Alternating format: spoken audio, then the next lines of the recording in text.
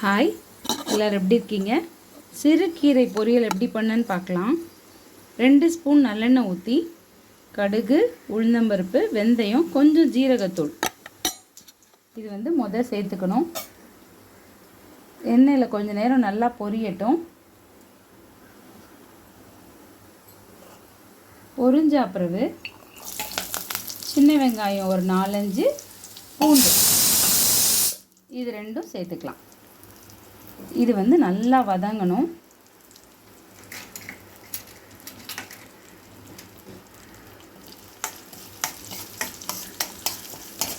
சின்ன வெங்காயம், பூண்டு, வெந்தயம், கடுகு, உளுந்தம்பருப்பு, ஜீரகம் இது சேர்த்துருக்கேன்.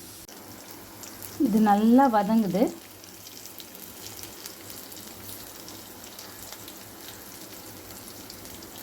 நல்லா வதங்கின பிறகு இப்போ இதோட 2 மிளகா வத்தல் சேர்க்க போகிறோம். அப்புறம் அலசி வச்சுருக்க கீரை சேர்க்க போகிறோம். அதுக்கு முன்னாடி கொஞ்சமாக பாசிப்பருப்பு இதோட ஆட் பண்ண போகிறோம்.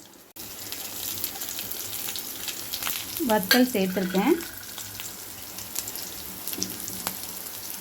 இந்த அளவு பாசிப்பருப்பு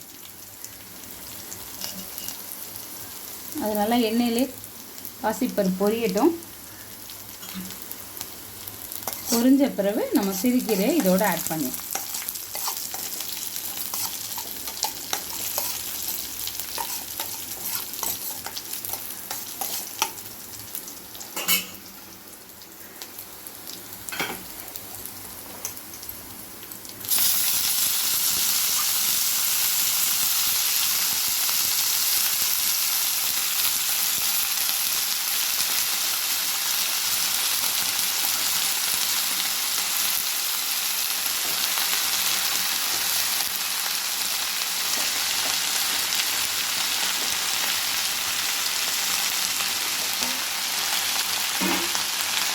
இது கொஞ்சம் நேரம் எண்ணெயிலே வதங்கட்டும். தேவையான அளவு உப்பு மட்டும் போட்டு அதுக்கப்புறமா லாஸ்ட்டில் தேங்காய் பூ சேர்க்கலாம்.